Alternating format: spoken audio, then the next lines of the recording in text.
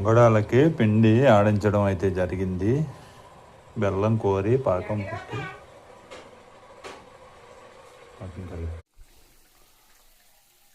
పొంగడాలు పిండి ఇలాగ కలుపుకొని పొంగడాలు ఇలాగ వేయాలి.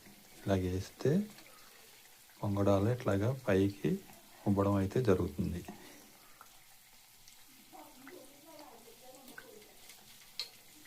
ఒక పక్క కాలిన తర్వాత మళ్ళీ తిరగేసుకోవాలి.